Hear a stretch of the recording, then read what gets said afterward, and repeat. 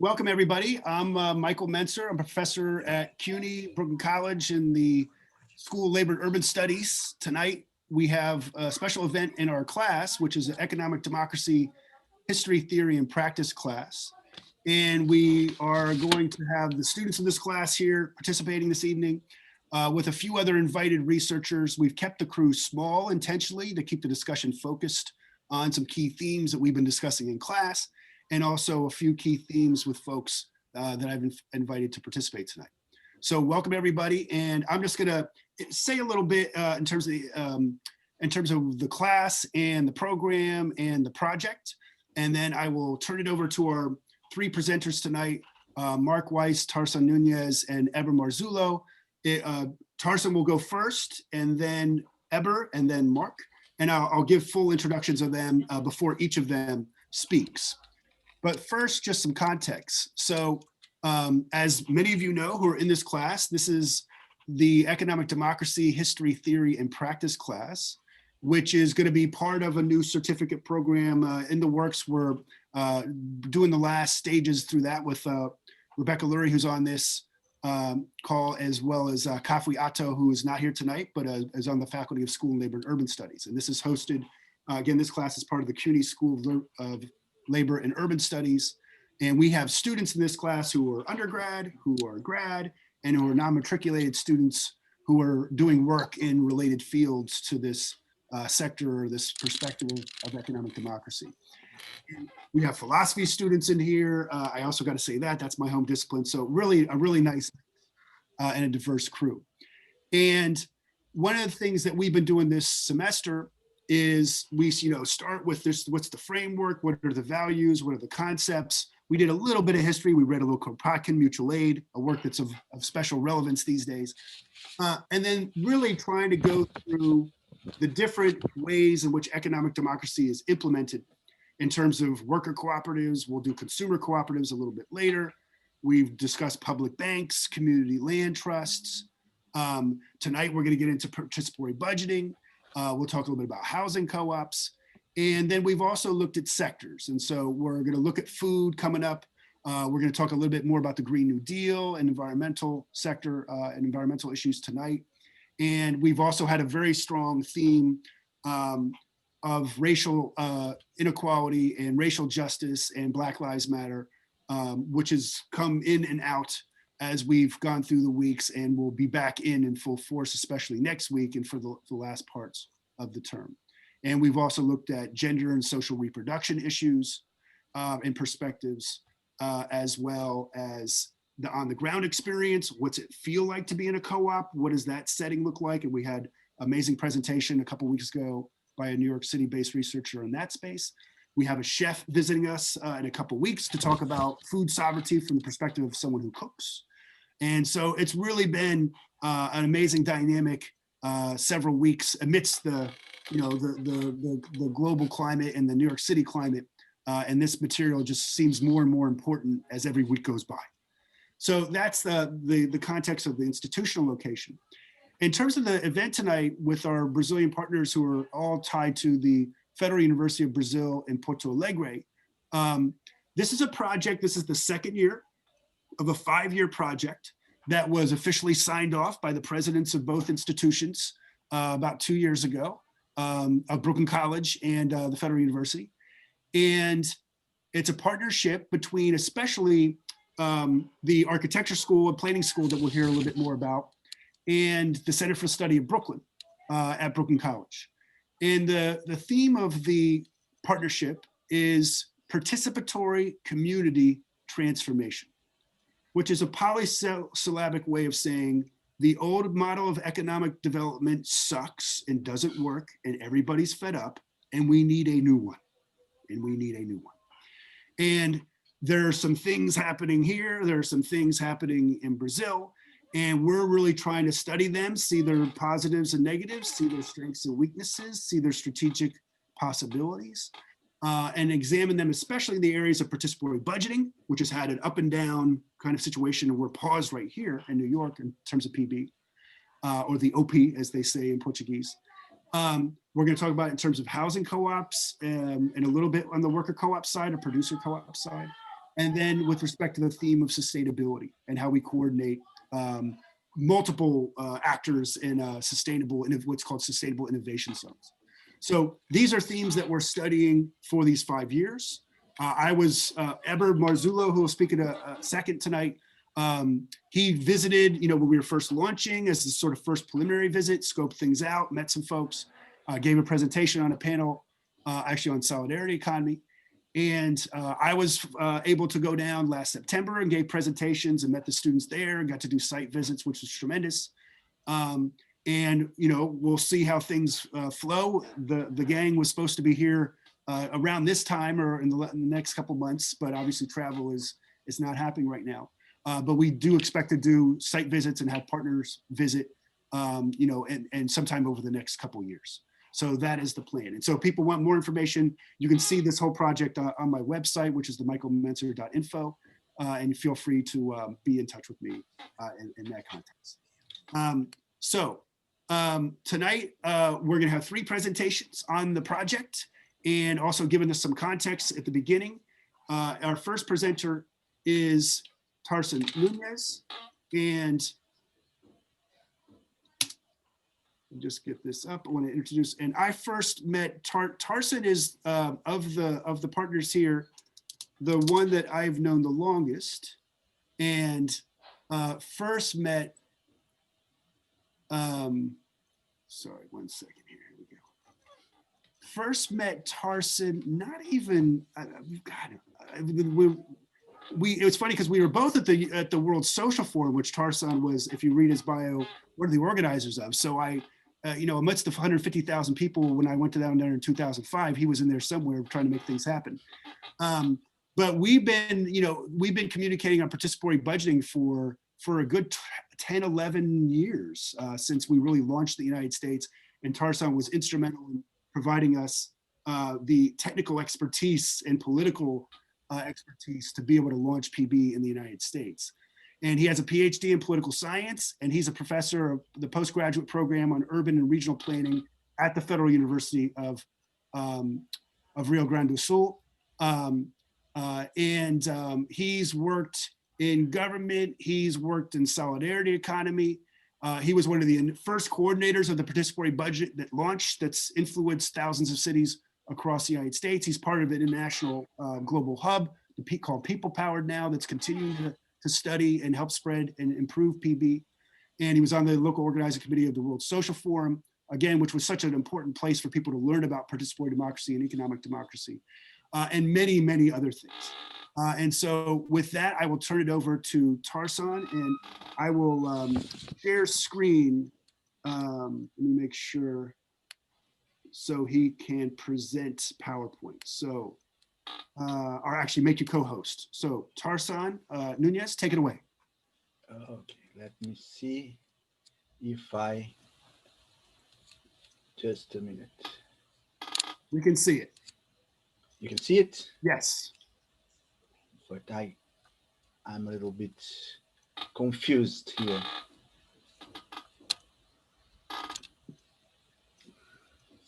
Just a sec. Sure. Yes, it does. Now, good night. Can you hear me? Yes. Yes, but I can't. Let me see if cancel this. Just a sec, because I can't. Here. Okay. Can you see the presentation? Yes. Okay. Well, good night for everyone. My name is Tarson Nunez. Michael generously presented me. Part of what I'm going to present to you is part of my personal experience, because Mike asked me to talk about solidarity economy, cooperatives, worker cooperatives in Brazil. And I was kind of a part of this from the beginning, because my first job when I graduated in history and started my master's in sociology was in the Central Única dos Trabalhadores, the trade union central in Brazil, in the Rio Grande do Sul branch. And I was able from that to see part of everything that happened in this field. And but so I'll try to present the experience of workers' co-ops and solidarity economy in Brazil. And the main thing that I want to stress in this presentation is that there is a convergence between a bottom-up movement from the workers and the top-down public policies.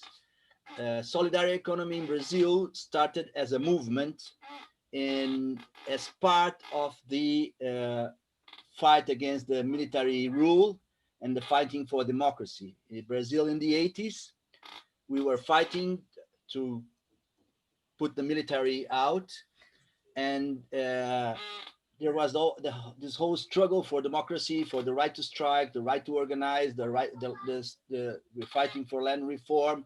So we have huge social movements in Brazil in this decade, and the solidarity economy emerged in the middle of this movement. There was like three big actors behind this movement, three big trends that converged to build the solidarity economy in Brazil. First one was the Catholic Church, inspired by theology of liberation, inspired by the pedagogy of Paulo Freire. And basically they organized through this what they call grassroots ecclesial communities, which was Catholic groups in the neighborhoods and in many workers categories. And they besides fighting for democracy, besides fighting for workers' rights, they very in the very beginning they already started to work for building an alternative economy. Caritas, which is a big charity fund from the Catholic Church, financed what they called alternative community projects, that were projects that aimed to address poverty and social problems. So kind of trying to do collective work, trying to build some solidarity business. And Catholic Church with this grassroots ecclesial communities and a strong work of organizing workers basically in the poor neighborhoods was one of the branches that from where emerged the solidarity economy. The second big actor was the rural movements, especially the MST, landless peasant workers, which fight for access to the land. But very soon they discovered that it was not enough only to occupy land and access to the land, but their motto was occupy, resist, and produce. And this productive side of the landless peasants movement uh, gained organizational aspects by as rural cooperatives that in the 90s built a confederation of cooperatives of land reform called CONCRAB. And also the other small farmers that were also organized, those who already had their land, but small pieces of land that work with their families, also had lots of producing cooperatives. And they built this National Union of Cooperatives of Family Farmers and Solidarity Economy, UNICAFES, which is the other big organization of the farmers that also were started to produce and in a cooperative way. And the third one was the workers' union, especially the CUT, the National Workers' Union, that always fighted for workers' rights, but in the end of the 90s, facing the crisis, they also started to try to build an alternative development strategy. So the unions built this social development agency that was financed by the unions to build cooperatives and initiatives on solidarity economy. And in 2000, they create a union that organized all these cooperatives. They have more than 1,000 cooperatives today through this UNISOL, this Union of Solidarity of Cooperative and Solid Enterprises of Solidarity Economy. In the 90s, This movement that was fighting for democracy and fighting for workers' rights faced the first challenge because we have a huge economic crisis, in hyperinflation. The living conditions of the worker class were very difficult, and through this problem that it wasn't enough only to make strikes and try to raise the wages because people got unemployed. So they started to discuss alternatives, and in this discussion emerged the concept of solidarity economy. They built their first network, and in this case, it's very important to address the importance of the World Social Forum as a space of meeting different of uniting different movements. The World Social Forum was the space where these three different trends converged, discussing their problems, their specific problems, but also discovering that they have the same overall framework. And after these meetings organized in the World Social Forum of 2001, in 2002, they built this Brazilian Forum of Solidarity Economy. So this was all a huge effort from below and from outside the state, organizing COPs and pressing the state to in order to get public policies for this kind of issues. And there was this convergence between these bottom-up social movements, and because of the political democracy, many left-wing parties started to win, first municipal government, then state governments, and in 2003, finally, Lula wins the presidency, and then we have a national government that was open to the needs of the social movements. So on the first month of his government, in the World Social Forum, Lula announces the creation of National Secretary of Solidarity Economy. It was a subsecretary inside the Department of Labor. It was like a second degree of government. So it was not a department, it was not a ministry, but it was a secretary inside a ministry. And in 2004, the first national meeting of enterprises of solidarity economy got like 2,500 delegates. So this was this convergence between the bottom-up pressure from the social movements and the top-down initiative from the government, like opening for these initiatives and trying to design public policies in order to address these issues. So Senais basically did four things. First of all, mapping the existing initiatives. We need to know what was happening in the country and map and discover how much experience there were, how many experience there was, what kind of experience it was, like building the baseline for any kind of initiative. Then they also financed projects. They do capacity building, training for cooperatives, and so overall trying to change the legal framework, which is not good for cooperatives in Brazil. There's a lot of bureaucracy. It's very difficult to organize formal cooperatives. So it was important also to change the laws on the issue. And it was a very important participatory process of building these public policies, because it wasn't something that came from the government, but it was a whole process of building these policies from the bottom up.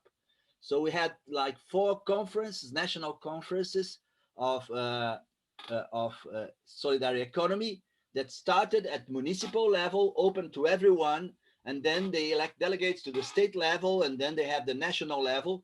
So they have the first one in 2006, financed by the government, obviously, that discusses the national strategy and proposed to build a National Council of Solidarity Economy. In 2010, there was a balance and debate about the public policies. And in 2014, they built a national plan for solidarity economy that was supposed to happen from 2015 and to 2019. And because of the coup and the end of the Workers' Party government, it's no longer happening. Some numbers, we don't have systematic studies on that, so I got to pick up some numbers randomly. But in 2007, we had like more than 20,000 solidarity economy enterprises of different sizes and more than 1.5 million participants in more than a half of Brazilian municipalities. In 2012, there were projects in 17 different states and more than 200 municipalities. And they financed, and it was one of the biggest years of financing, $60 million in projects of solidarity economy. This gives you an idea. It can seem to be a lot of money, but this actually means less than 0.01% of the total federal budget. So there was an important effort to build public policies of supporting solidarity economy, but it was not a real priority for the government. It was far better because we never had something before, but it was not the mainstream policies of the government. So it has a very little part on the budget. It's also important to stress the role of the universities, because from 1998 on, there were the technological incubator of popular cooperatives. There are more than 60 today all over the country. They basically organize extension projects of professors and students from the university, basically from economy, but also from architecture, but also from management, to help cooperatives, to help to build cooperatives. So the university also has a very important role in that. In Rio Grande do Sul in 2011, Workers' Party won the government and built some structures similar to the national structures. We created a Secretary of Solidarity Economy and Support to Micro and Small Business, and a State Council of Solidarity Economy that was majority composition from people from civil society, from their own co-ops. So civil society and the co-ops itself that were formulating the policies for solidarity economy. So this was very important because it wasn't only an initiative, a top-down initiative, but it was built with the social movements. And just to begin to end it, we have like different kinds of co-ops and different kinds of sizes and shapes of co-ops in Brazil. Basically, from the unions, we have recovered factories, more industrial. They are bigger in scale, but smaller in numbers. We don't have lots of factories that are cooperatives, but they are far bigger than the regular co-ops from the other social movements. We have housing co-ops. The housing movement benefited for the housing policies of the federal government. So it was not, the finance didn't came from the Secretary of Solidarity Economy, but came from the Ministry of Cities that launched a big housing program. And in this program, we had a branch that was to finance cooperatives, housing cooperatives. And the interesting thing is that the co-ops were able to build more houses at a lower price than the regular companies. Even though there was less than 10% of the whole money that they were spent in this program, cooperatives was far more effective than regular enterprises. The groups inspired by the church, the Catholic Church, are more informal groups that work with arts and crafts, clothes, food. They are small in size, but big in numbers. They organize solidarity economy fairs, and I was looking to the figures. In Porto Alegre, we have, for more than 20 years now, we are beginning the 22nd year, the Solidarity Economy Fair that got 475 enterprises, cooperatives from 37 cities. And they stay for a whole month in the square, in the downtown. It's very center of Porto Alegre for the whole month of December, selling Christmas gifts and things for Christmas. It's more gender-based, but it's more, most of them aren't even co-ops. There are informal groups, associations that are, most of them are not organized formally as cooperatives, but they are also solidarity economy. And in the rural, they're more producing co-ops, basically food.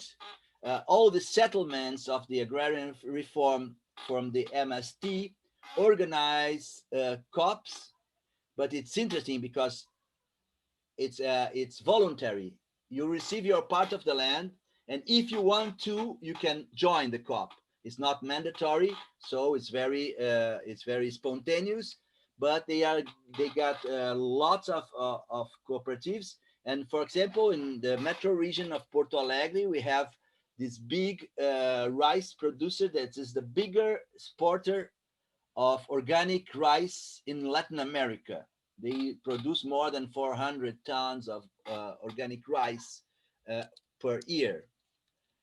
And these fairs, the Solidarity Economy Fair in Porto Alegre is the 21st year's 75 groups.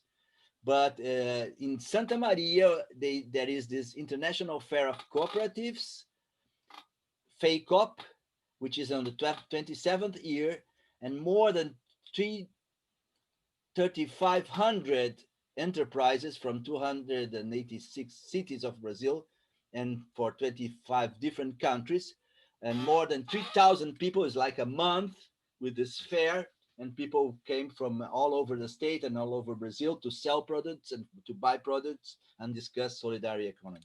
This is more or less the issue. We have some figures here. Most of the crops, more than a half, are production and trades. And then you have consumption, cooperatives, 20%, trade, services, exchange of products and services, and savings, credit or solidarity finances. So these are, this is give you an overall look of what kind of COPs we have. And today, these are figures from 2017. We have a little less than 20,000 COPs, registered COPs mapped by the Solidarity Economy movement. This is basically, I guess I didn't spend the whole time, but that's basically it. Thank you. All right. Thank you, Tarsan. And we'll do our little, so we'll have questions at the end. And because definitely Eber Marzullo, who's going to go next, and I'll introduce in a second, he's also going to be touching on some of these issues with respect to housing and in Porto Alegre, some of the cases that we're looking at. So we'll get some more there.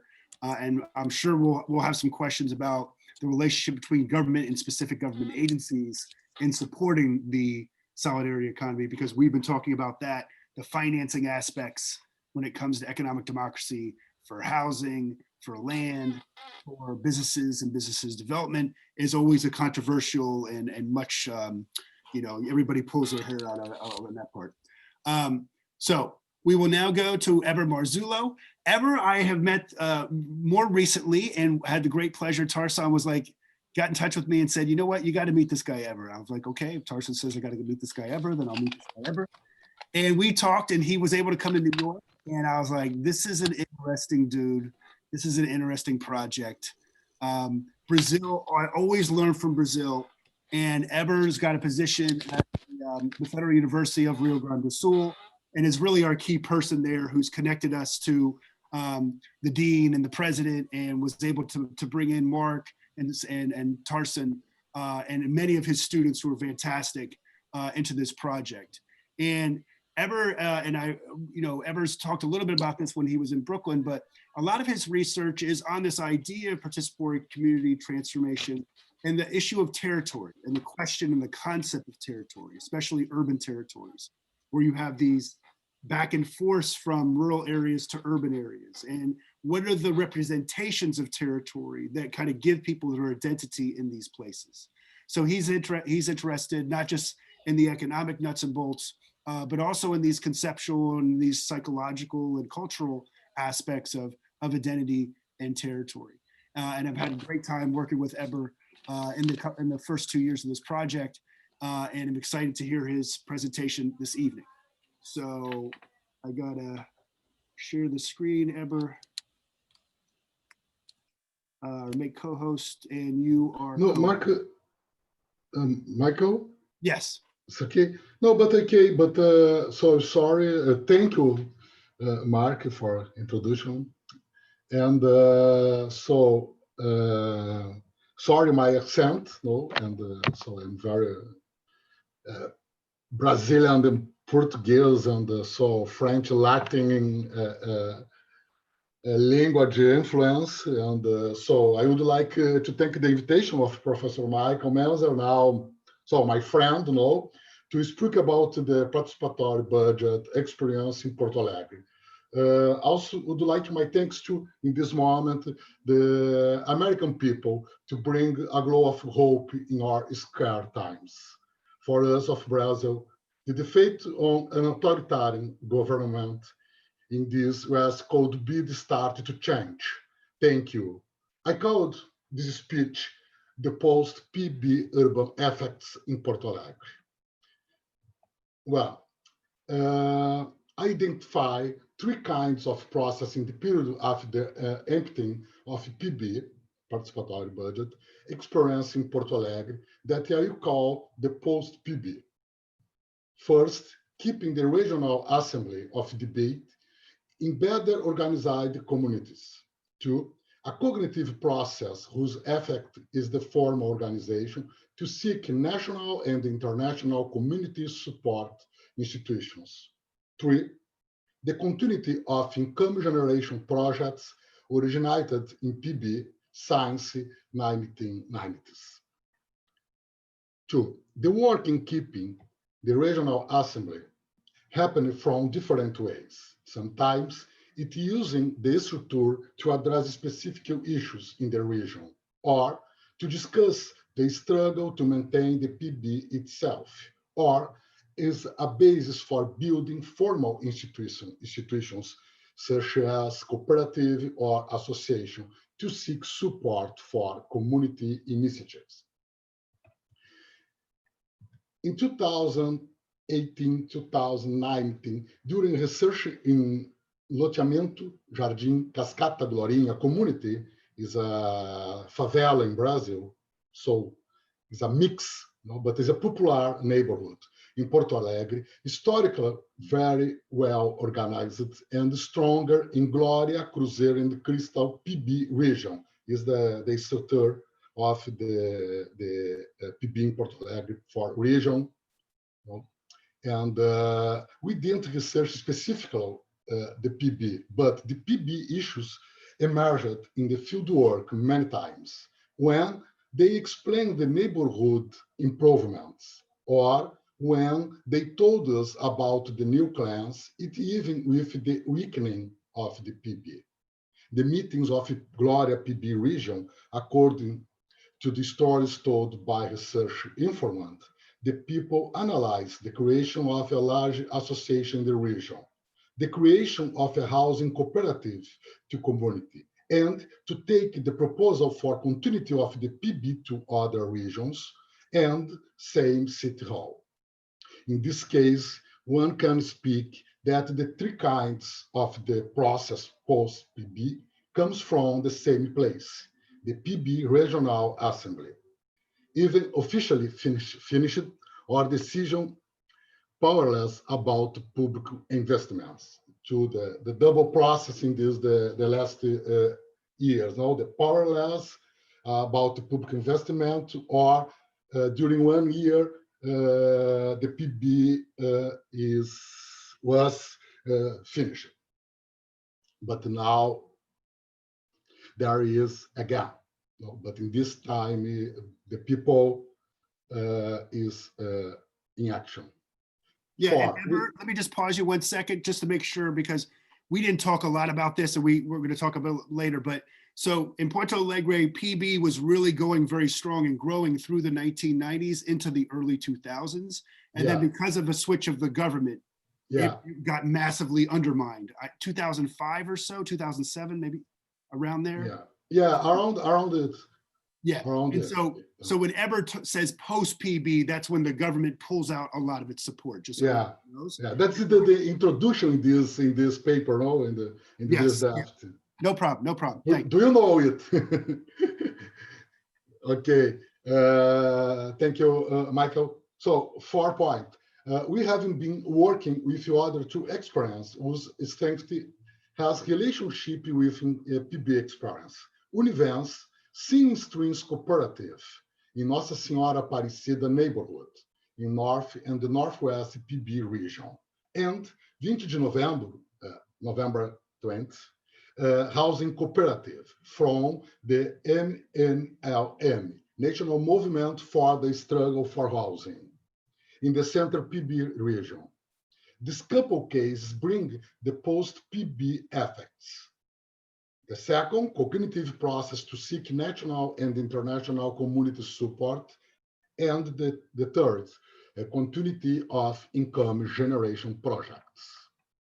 5. Step by step, the Univers is a seamstress woman cooperative in the popular neighborhood Nossa Senhora Aparecida that through PB manage urban improvements and this way better socioeconomic conditions. But the community didn't manage just urban improvements by PB, but also support to create the woman cooperative and to acquire its first seamstress machines and renovate the building to its headquarters. The international recognize of the PB and World Social Forum allowed contacts with NGO internationals that finance the purchase of more advanced machinery for cotton fabric production, this reaching another level of income generation. 6. Given the production capacity of fabrics from cotton, the cooperative established the relationship with Justa Trama, national network, it is in 5 states of Brazil, of cooperatives from production and commercialization of cotton organic products making. Thus, the Univers became a cooperative of women seamstresses, generating income for women from the popular neighborhood, but a reference in the production of clothes with organic cotton. In summary, Univers is a feminist, generation income and ecological project from community participatory experience. This is not all, because in Univers there was also the experience of a community bank in the tradition of bank of the poor, through the money itself was used in many commercial establishments associated had discounts of at least 10%. The bank today is stopped due to the Brazilian economic crisis since 2016. On the permanent achievements of urban improvements, we have the improvements in economic and financial conditions of women in the neighborhood Nossa Senhora Aparecida from PB experience to present day. 7. The cognitive process seems even stronger in the radical experience of the housing cooperative 20 de novembro before 20 de novembro occupation. First, why radical? 20 de novembro began as an occupation of building abandoned in the downtown around one of mainstream square in this area, very central place in Porto Alegre. There were a struggle and resistance against a military policeman who eventually removed the resident families.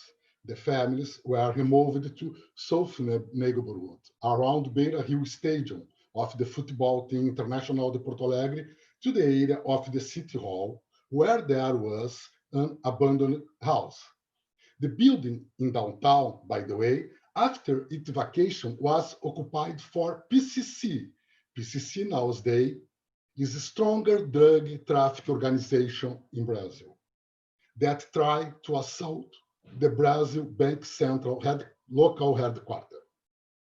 This proves the importance of the occupation to house the abandoned buildings.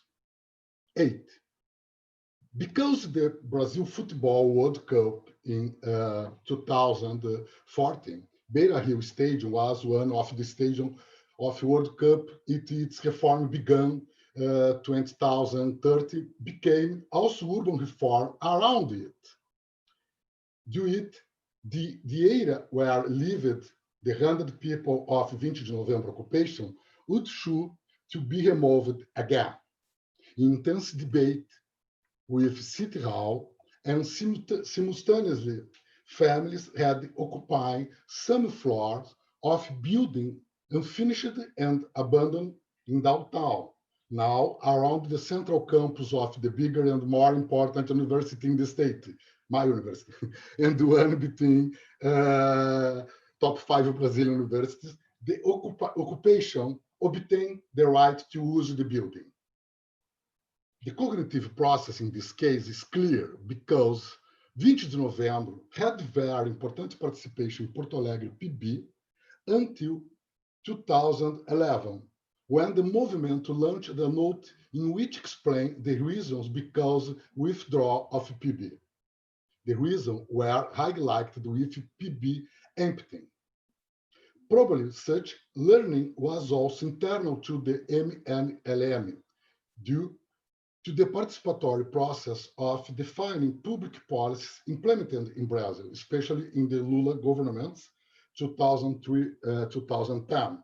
But certainly, the importance and effectiveness of Porto Alegre PB, 1989-2011, allowed a more intense appropriation formal and legal process for the 20 de Novembro occupation. 10. In post-PB times, Occupation 20 de Novembro became a housing cooperative to apply for financing of the Minha Casa Minha Vida. Is a MCMV in the slide of by Carson.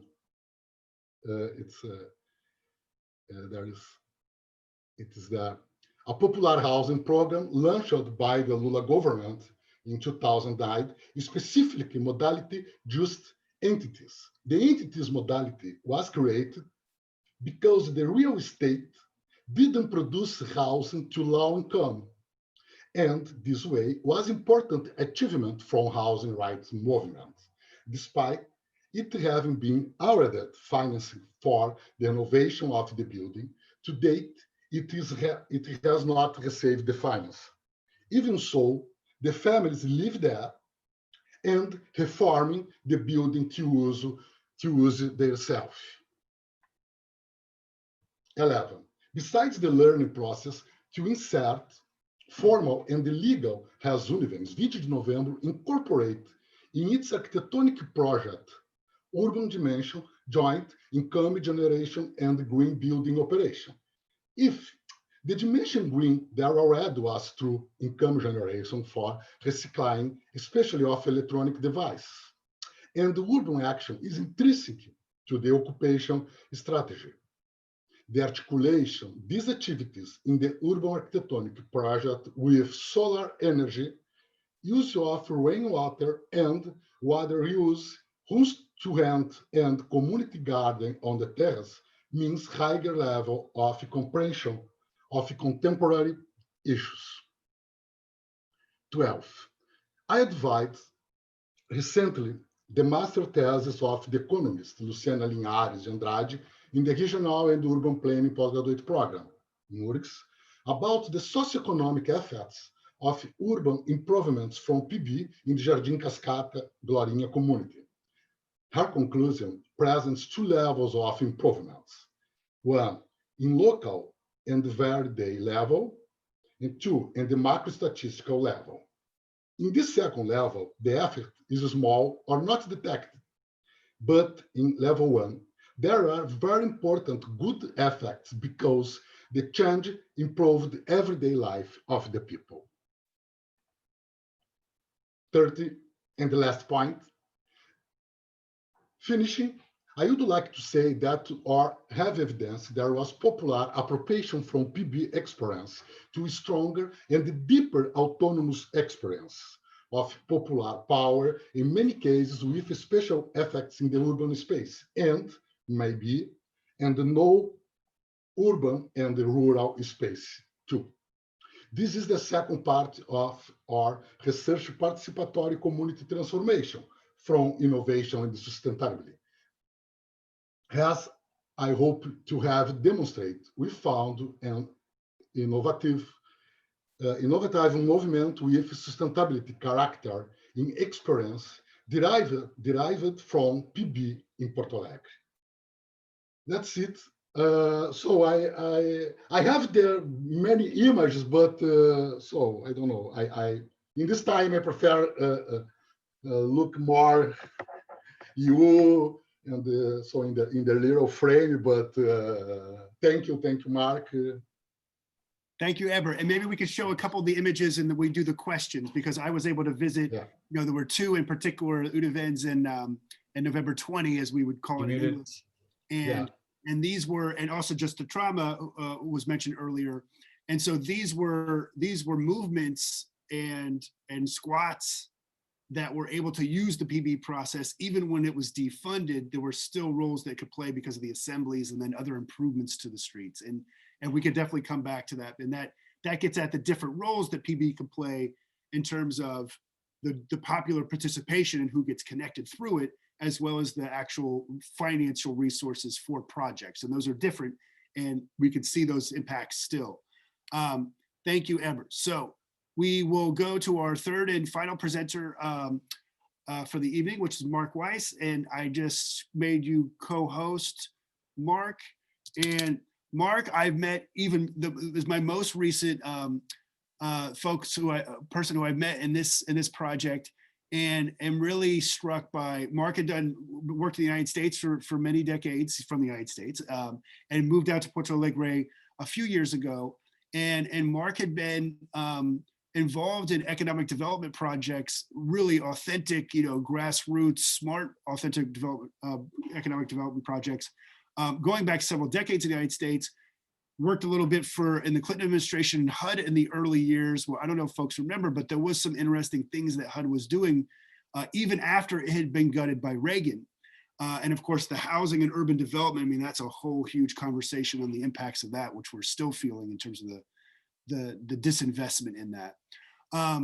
And Mark has really been focused in on how do we bring this participatory economic community development perspective into the sustainability space, and how do we interconnect these projects in ways that not only, you know, reduce carbon footprints, but really promote a kind of economic development for multiple folks and multiple groups in a way that also appeals to the politicians and to the political, at least particular parts of the political establishment. So with Mark, and we're doing a project like this in Brooklyn, and we're getting that off the ground soon, and we can come back to that too. But go ahead, Mark.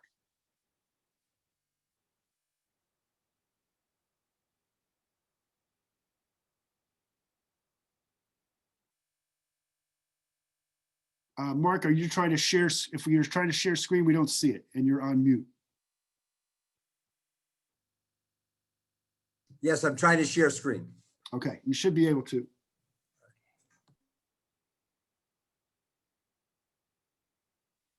There you go. We're getting there.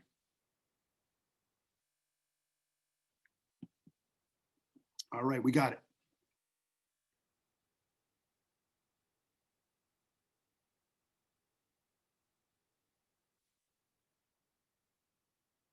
You're on mute though, Mark. Do it. Let me do it. Okay. And the camera. Turn the camera back on. Okay, we can hear you now, Mark. Okay. All right. All right. Okay. All right. So first of all, this is a great pleasure to be with my colleagues, Tarsen and Eber, and with you and with the class. So it's really nice to get to know you all. And I just want to say, in honor of your course, Economic Democracy, and the certificate program, all the way back in the late 1970s when I was a graduate student at UC Berkeley. I did this major report on democratic control of investments. So it was about public and worker and citizen control of financing. And that was published in a book in 1980. And the title of the book was Economic Democracy, the Challenge of the 1980s. So here we are 4 decades later and the struggle continues. All right. So I want to say a little bit about our NGO, Global Urban Development, or GUD, which again, all the professors on this call tonight are part of GUD. And we started 19 years ago as a, we said the world was heading in the wrong direction and at the turn of the century, wanted to be heading in the right direction by 2030. So we're 2/3 of the way in, we got a long way to go. But what GUD does, it's really organized as a huge international network. We have more than 700 leaders and experts in 60 countries, and like I said, including the 3 other professors on this call.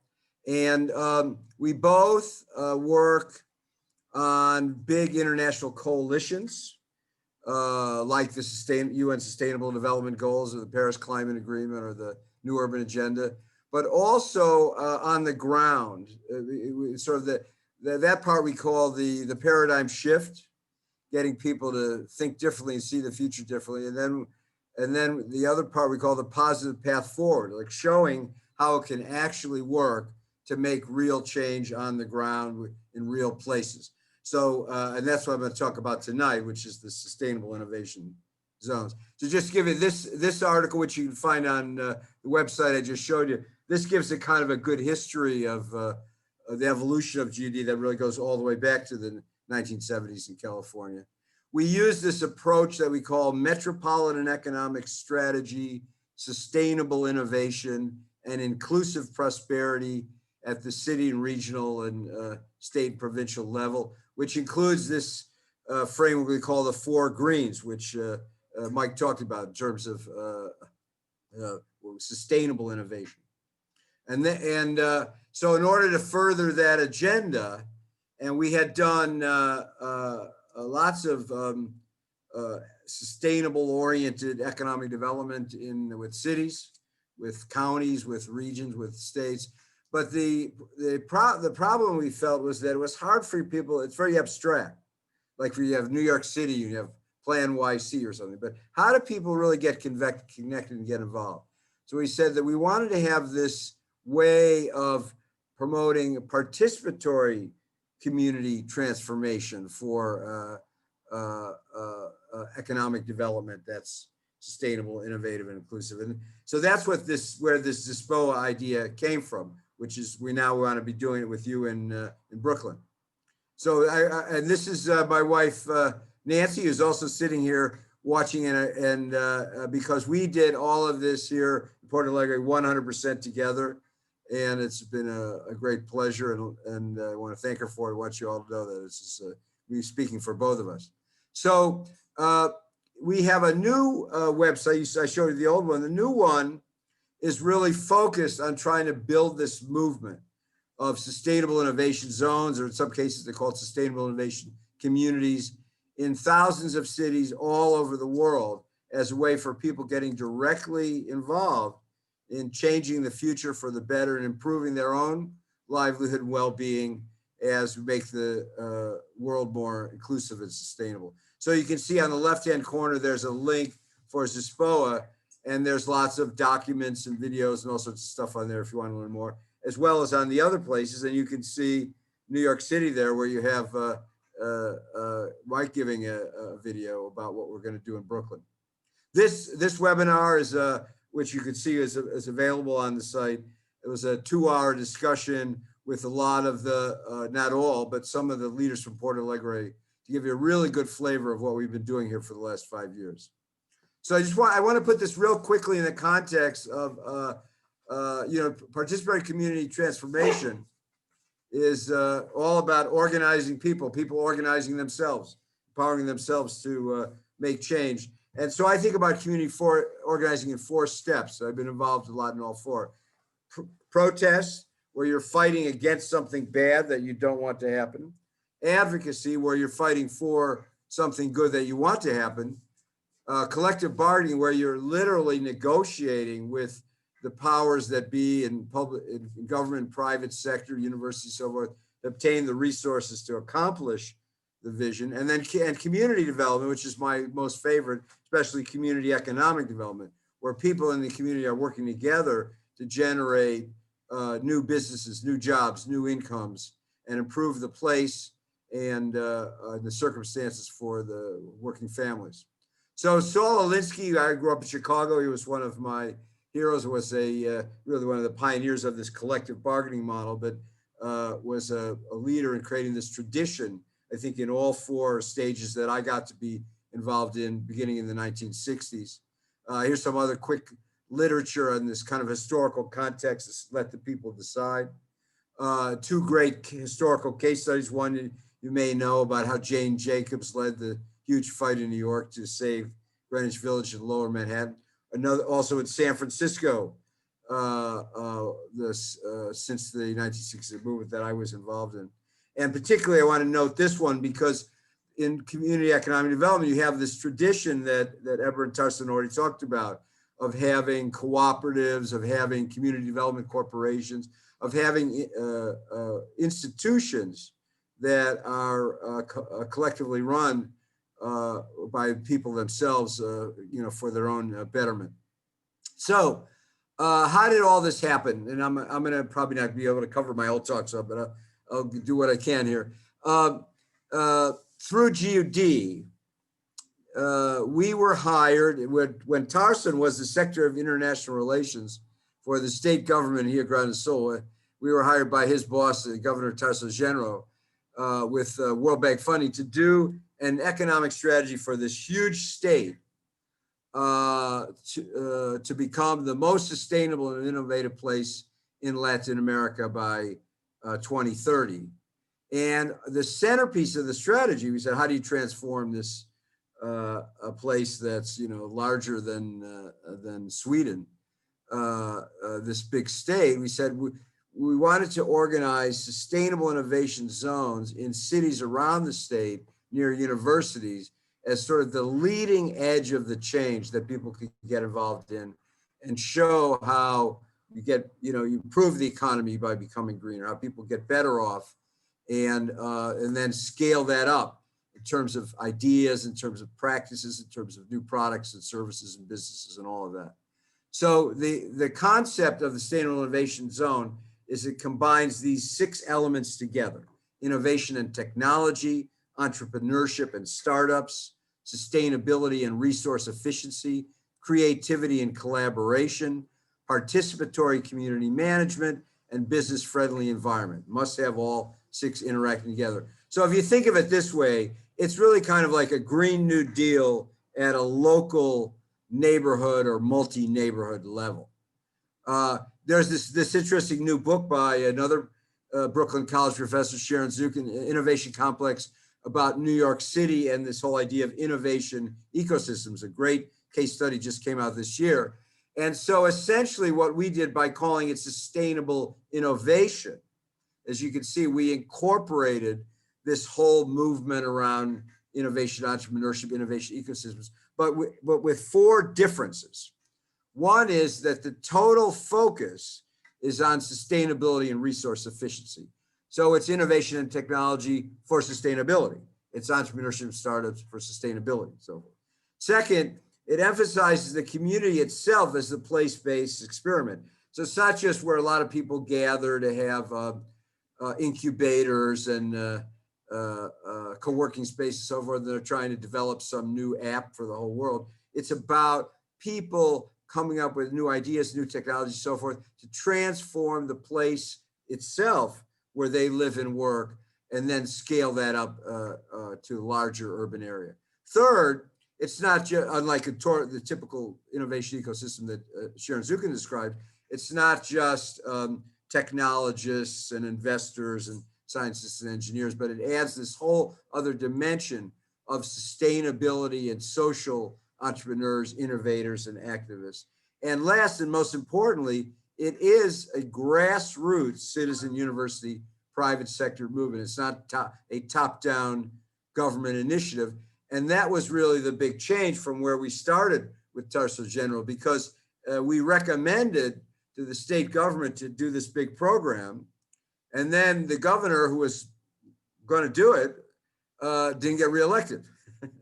So here we were with the new governor came in and was not inclined to want to do this huge program. But instead of leaving, GOD, Nancy and I, we did something really crazy. We stayed in Porto Alegre. Instead of being outside consultants, we stayed to be community organizers and to implement our own recommendations. So here you can see the boundaries of Zispoa.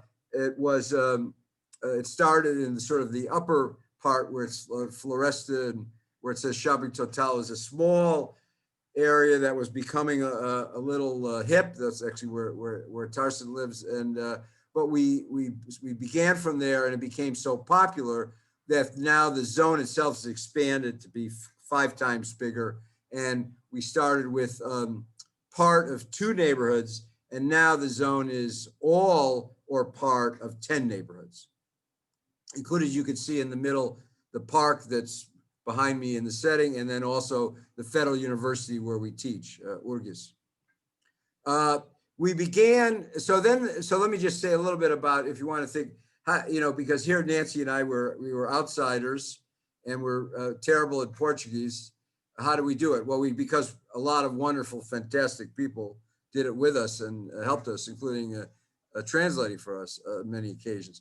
But we began, this is a picture, there's a 3-minute video that is on the website that was produced when we first started by the city government, that's really full of energy and inspiration. So I would normally show it, but it doesn't go well on Zoom. But this picture here is where we started at the Paralelo Vivo Sustainable Innovation Hub. So we said, how are we going to organize? And we had the connection with the university, and there were a lot of students and faculty. And we also had this startup hub and co-working space and activity center for sustainability activists, social activists, sustainability entrepreneurs, and so forth. So we use that as our base of operations. This was our slogan, a long journey begins with a single step. In the beginning, you know, nothing like this had ever been done before, to do a big movement to change a place, you know, not a protest movement. And I remember when we began by, here you can, if you can, there's a lot of Portuguese documents on the Zispoa site, but let me I'll jump ahead and I'll jump back. We began by doing courses. We did we did these courses for 40 people over 8 weeks, 1 night a week, and then we did another one, and that's how we organized. So in the course, we put people into 6 groups according to the 6 elements, and we said your job is to come up with one action to fulfill the 6 elements according to these 5 goals that we came up with.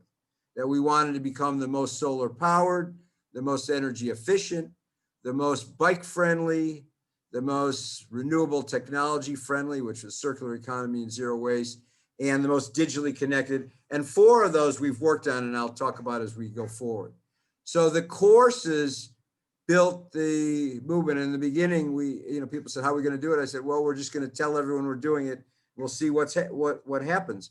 And that's pretty much how it went, that more and more people got excited, more and more people got involved. It was a totally open, inclusive way. And the key was what we called taking action and producing results. So actually doing things where people could make a difference and they could experience real change. One of the things that at the same time we were organizing the community, we organized at the university.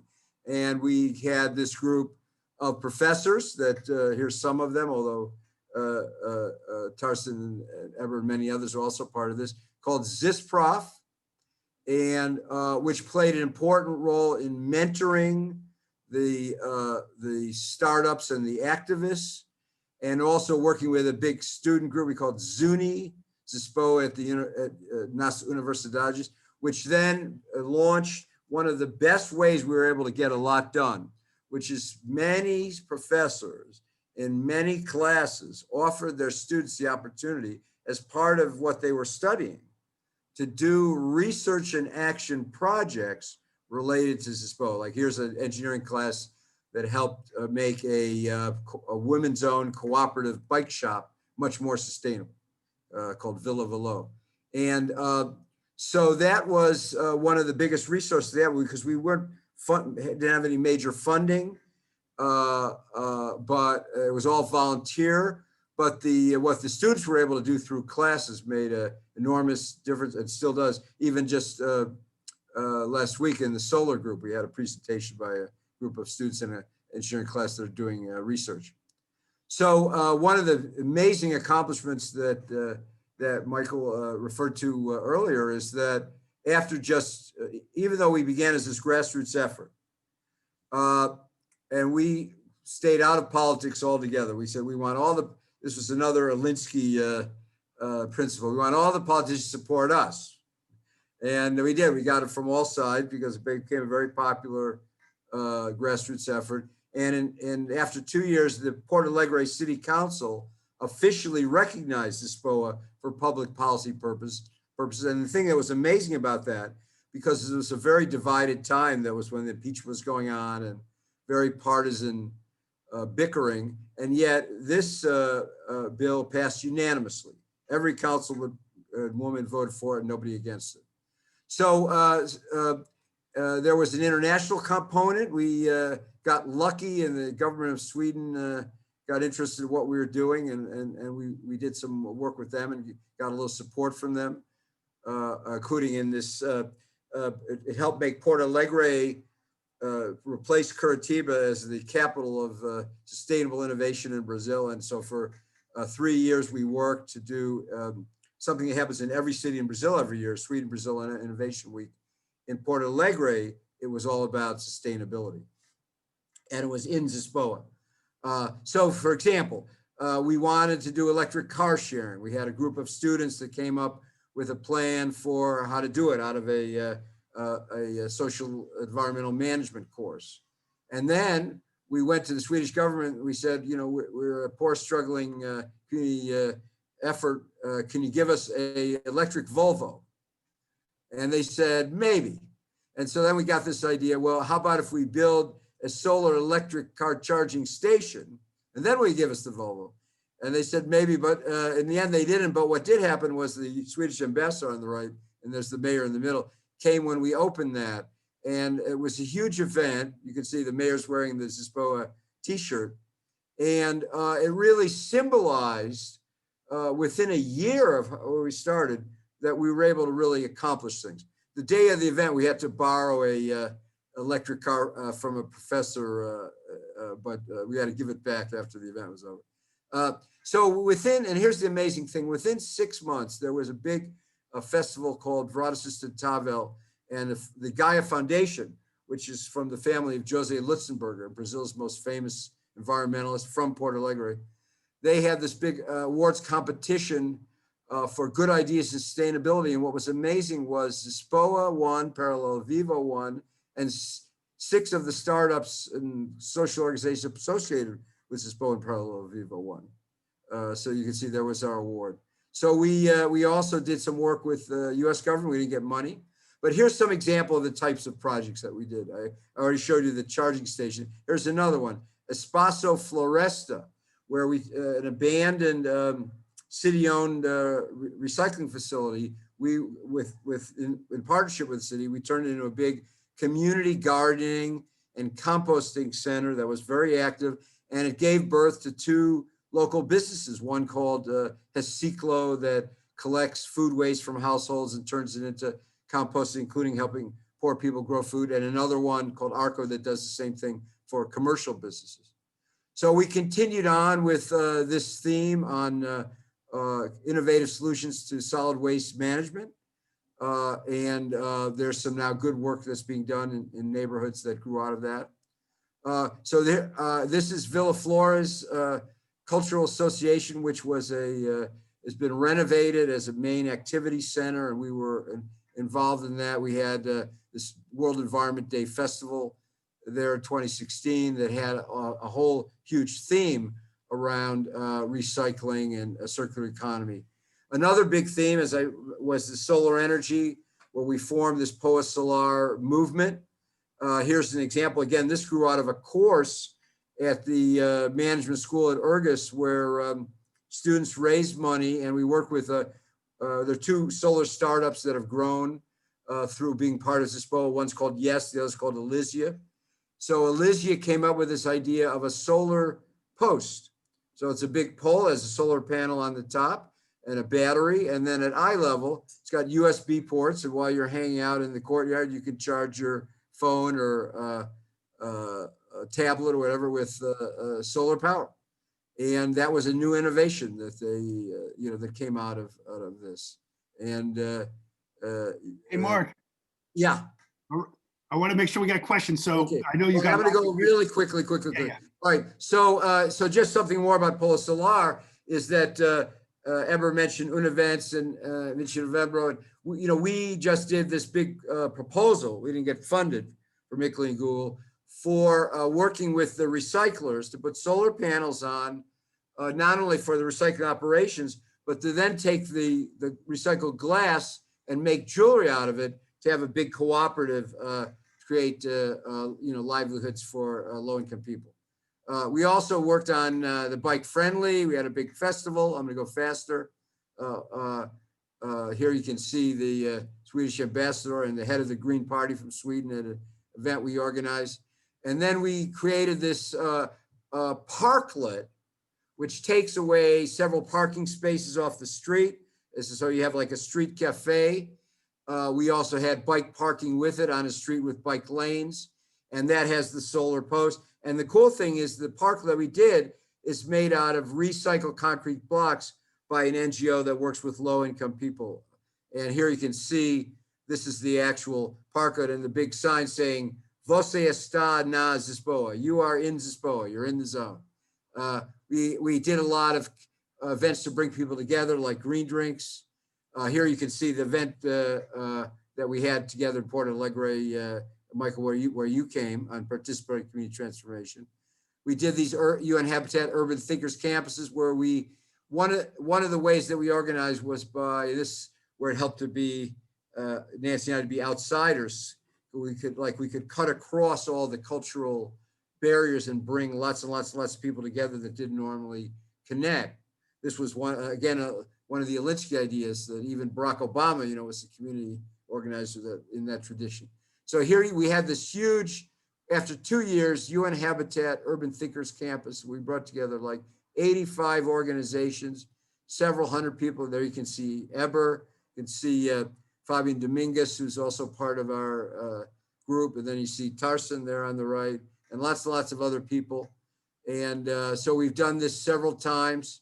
And then let me end up with just saying this, is that the movement is spreading.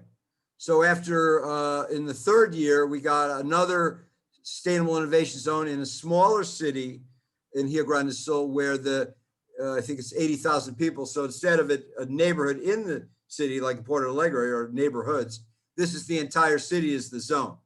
And we also have one now in Panama City. And now we're working to do one in Brooklyn, and which we hope you all get involved in and help with, as well as in Western Sydney, Australia, and other places.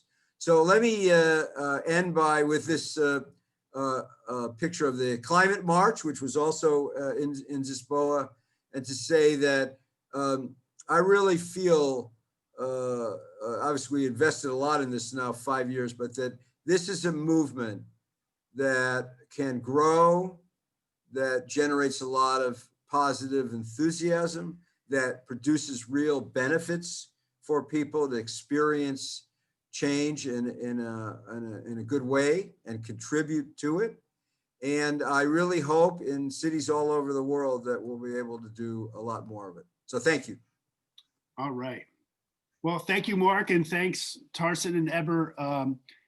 for the fantastic presentations from lots of different angles, politically, discursively, and just a great array of actors that we kind of got to see doing work in Porto Alegre. I'm going to turn it over to questions. I'm going to give the first question. I'm going to allow a younger researcher who's on the Zoom tonight, Adam Osman Krinsky, who had participated in PB in New York City and is doing a study of Brazil as part of his senior year project. Adam, you want to just tell us a little bit about your project and then go ahead. I know you got a question you'd like to throw at these guys. Yeah, so hi everyone, I'm Adam, as Professor Menser just said. I got into PB through through this youth fellowship that the Coro Leadership Center in New York runs, where they placed us into New York City Council districts that ran participatory budgeting. And we got to do a lot of field work that way. And so in sophomore year of high school, I did a project where I attempted to try to figure out a way to reinvest unclaimed winnings from the city lottery into a way to incentivize voting in PB, since PB voting is less than 1% in most city council districts. Unfortunately, I did not get that off the ground with my mentor at school, but but the past 2 years I've sort of become interested in Brazil to sort of track where PB started, as Eber and Carson explained. And so the project I'm working on now, it was sort of jump-started from a David Samuels paper from 2004, where he sort of explained the rightward shift of the Workers' Party in Brazil, and how that might have affected participatory democracy. Of course, when Bolsonaro came into office, he got rid of a lot of these democratic institutions. So I guess what I would want to know from you guys, I think Tarson touched on this in a little bit ever, but so we see that like the completion percentages of projects in Porto Alegre specifically do better and are more and are just larger in quantity when either the PT or the PDT have control over the mayor's office. That sort of period of 2005 to 2010 that you guys were talking about really sees a decline in PB. So I guess I was wondering, do you think that PB works better when it receives support from the state and national institutions that are aligned, at least maybe in coalition or a part of the same party? And do you think sort of the PTs or accusations of corruption among the PT have affected the efficacy of PB, or is that not even related? All right, Tarson, you want to start? Yeah, really complex questions, Adam, because lots and lots of things happened. But on one side, effectively, political will is one of the main necessities that you have to have PB. The commitment of the government in doing what was decided through PB is one of the most important aspects that makes this process sustainable. So what we see, looking at the figures, is that from 1989 to 2002, we have on the biggest years more than 50% of the capital investments of the city decided by PB, and then it falls from 2005 to 2018 and to 2060. It feels like less than 1%. And now we have 3 years that we don't have any investment through PB at all. Even though we kept the city hall kept doing the assemblies. People still comes. People still make their demands. It's still a space that is recognized by the people, but effectively there was a shift to the right, because in 2004 PT was defeated by a center left coalition. And then this coalition was defeated by a right-wing government. None of them had the courage to stop BB, because BB is very popular. So you cannot, people won't vote you if you say you want to end BB. But what happened is that, in fact, BB was losing its power inside the city hall, because these center-right governments doesn't like or face participation in a different way. Like just, it's more like as a tool for have more legitimacy, but they really don't want to share their power with the people. All right. This fragilization of PB wasn't related at all with the Workers' Party,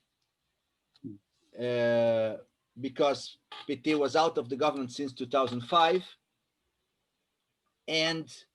But one thing is really important to see, is that when PT was out of the government, it didn't make any effort to influence the decisions to PB. PB is a public space, is an open space. So you can be out of the government, but you can still be there participating, mobilizing, organizing. But I don't think that there was this right shift for the right on the PB or on the PT, or the corruption cases are not that big as they are mentioned in the press, or is not, they are actually fewer than on the other parties. But what happened, and this happened for sure, is that the Workers' Party tended to go to institutionalize and shift towards representative politics and bureaucratize. I don't think that corruption is the main problem, but institutionalization and bureaucratization really happened. So this is what most fragilized both PB and the Workers' Party itself, because it is much more like an electoral machine today, and focused basically on elections and less focused on grassroots organizing. And this is the biggest problem that we are facing now. Excuse me, Carson, but I don't know, I think it's important. The last year, the government PT in Porto Alegre was 2004, okay? And Lula start his government 2003. And with the Dilma, no, this the federal government for PT until 2016, do you know? And so there is the popular power in Porto Alegre, even without the city hall, because there is the atmosphere, the national atmosphere. I think especially in the Lula government. So if Dilma is the government, Dilma government is different. But I don't know, Tarson, but I think there is the transition to the democratization in general, in the basic and the formal organization in this Yeah, there was in this this process. shift towards the state. So the activists that were on the grassroots, on the neighborhoods organizing, then the same guy started to be a city hall official, and then he was in the state government official, and then he was in the federal government. So there was this whole generation of grassroots activists and organizers that were now on the state. On the beginning, it was good because they were able to hear the people, because they knew the people, they knew the importance of the organization. But after the years go by, the social movement was kind of absorbed by the state, and the grassroots were abandoned, and most of the persons were now political officials and no longer grassroots organizers. And then this seems to be stronger because you're on the state, but we lost all the bases and all this. And both PB and Solidarity Economy, as I told you, they all came from a bottom-up initiative and a bottom-up offer, bottom-up effort, and this was transformational. When things started to go top down, and there was this shift towards the state, we lost momentum and we lost social strength. Oh boy, we're getting into it now, but we got to pull out to some extent. But no, thank you, and I want to make sure we got that question because this is. I just want to say, Tarzan did a whole PhD dissertation on this very point that he just made. So yes. Are there any other? We just have a few more minutes. I want to make sure. Are there any other questions that people really want to just bring up before we close out? We'll go for about 7 more minutes or so because I know folks got to go, but our guests have to go. But any other questions for Mark or Eber or Tarson?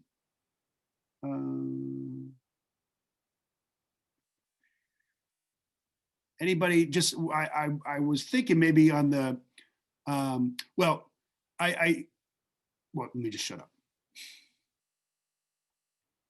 Rebecca. I'm only asking a question because no one else has jumped in yet, so I'm willing to wait. But here's my question. The role of the indigenous people in Brazil. So a lot of times here when we look at issues of the solidarity economy, to be fair and inclusive, we're really looking at a history that predates any of our lives. And we look at the role that Black people did to build a solidarity economy facing slavery and liberation. And we look at indigenous people who had practice that was inclusive and democratic at its core. And I think that these are things that are sort of ancient in our DNA. And when we are trying to create it today in different places, I'm curious how we listen to the indigenous and the people of color and the more marginalized as we go. And I'm not fully aware of marginalization and power dynamics in Brazil, but I'm curious how this played out, how this might play out in Porto Alegre. Two things. On one side, there was this important set of public policies directed towards this kind of public, especially in Lula's government. There was this process of recognition of the traditional communities and what we call here quilombos, that was communities from former slaves. Quilombo was the place where the rebel slaves gathered, fugitive slaves communities. And today, all these Black communities or the descendants of these communities call themselves quilombos, and there was lots of public policies directed to them, financing projects, financing community organization. So in ethnic race issues, there was a huge effort on building public policies, basically to the Black people. And the case of the Indians is a little different because unlike other countries in Latin America, like Bolivia or Peru, indigenous people were killed or absorbed by the white community. In my state, if you do, they did some genetic studies, 30% of the population has Indian blood or Indian origins, but no one considers themselves Indians. So they were like diluted in the rest of population. You still have Indian communities on the Amazon, isolated communities, and some in our state, there are communities of the Guaranese Indians, but they were more like supported by the state than autonomous political force. We don't have an organized Indian movement, even though they now are organizing. They elected some council members in some cities, but they are not as strong as they are in like Bolivia and Peru and other countries. So excuse me, but in Amazon is very strong the organization, no? And the Indian people. And I think important in the urban area, no, the favelas, no, the communities, but the poor communities in general, there is the segregation, race segregation too, not only the space urban segregation, but there is segregation, racial segregation, because the black people in general lives in this part of the city. This part of the city, so is the people speak about around 30% of the population, and more, and the space of the big cities with the favelas. No? And this is the place of the black people in Brazil. And so there is in the urban segregation is the racial segregation too. Like everywhere. You know, and so if you the improvements in this area, no, these urban areas is the improvements in general to the black people. No, I don't know if you. Thank you. Yeah, no, that was good. Thank you. I think we'll ask one last question. Oh, Paulino? Yeah, did you? Okay, thank you.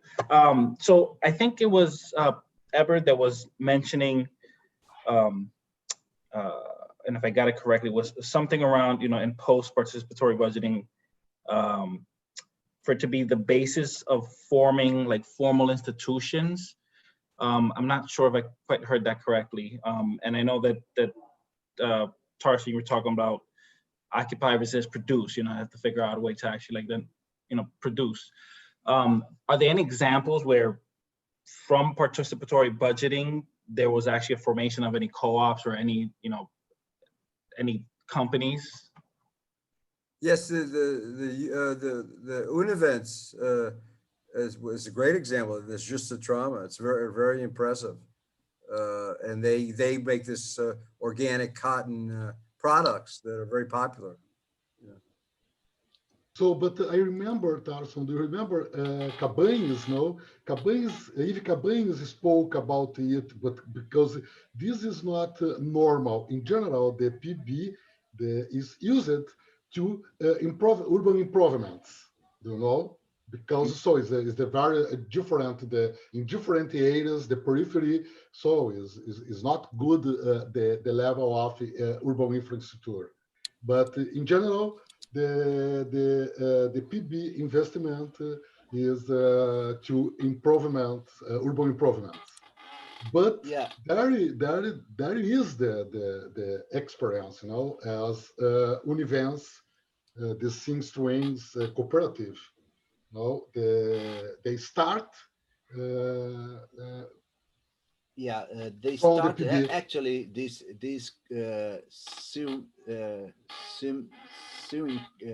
seamstress cooperatives, Univens. they started and they told us this story. We got lots of improvements in our neighborhood. They paved the streets, they put the sewage system and things like that. And then they realized that after having this neighborhood renovated, they wanted to start to discuss about generation income and jobs. And they proposed, and at the same time, PB in Porto Alegre was trying to widen his view, because the city was divided in 16 regions. So the demands that were made in participatory budgeting were urban improvement regional demands. So we realized that this was a very particularist, almost parochial look, because you didn't see the city as a whole. So in 1994, I guess, they created these assemblies and PB on thematic issues, economic development, education, culture, and things like that, in order to have this cross-sector, cross-regional discussion on PB. And in this economic development assembly, one of the ideas was how to generate income and jobs, and they create this incubator of co-ops in the north region of the city. And these cooperatives of Univens, they have this a place on this space, and then, as Eber told, they managed to buy equipment, and so there is the only single big example of economic activities financed by PB, but it's not common. As Eber said, it's not common. And I think it's important because the district where is this neighborhood is the work class, traditional work class, historical in Porto Alegre. So I think there is the relationship with the importance of the work, you know. But in general, it is urban improvements, the PB investments. Well, I'm glad you brought this up because I never heard that specific part before. And as we design next year's PB process, we got to slip in incubator of co-ops that's citywide or in neighborhoods that need economic development. You better believe somebody's going to squeeze that in somewhere. All right, fantastic. We're over time, but definitely worth hearing this, especially this last piece is just perfect for us. And again, thanks to everyone. Official applause. And obviously we'll be in touch. Other folks who want to connect, let me know. And this is a 5-year project officially, you know what I mean? And so there'll be many opportunities to connect. And we look forward in connecting. I just was touching base with Tarson today on the Santa Maria, the co-op, the Solidarity Economy Festival. I guess part of it's going to be online. Part of it's going to be on Zoom this year. The Solidarity Economy, International Festival. So there's other things because of it's, Zoom. There's other ways to connect to events now that usually is not the case, but so there's also that. But again, thank you, and gentlemen, we'll be in touch. Thanks, everyone. It's a real pleasure. Thank We hope you. to see you again. Be well. Yeah. Thank you, everyone. See you, Michael. Bye. Good night. For our class, I mean, Rebecca's talking about how, as we go into future classes, there'll be opportunities to connect with other movements in the spring management course, cooperative management course. And good night, Rebecca. Bye. Thank you, everybody. And I think, why don't we just take a quick 5-minute break and then we'll resume because we have a couple things we'll do, but we'll be right on time with 8:45. But we'll take a quick break and then resume. What's the rest of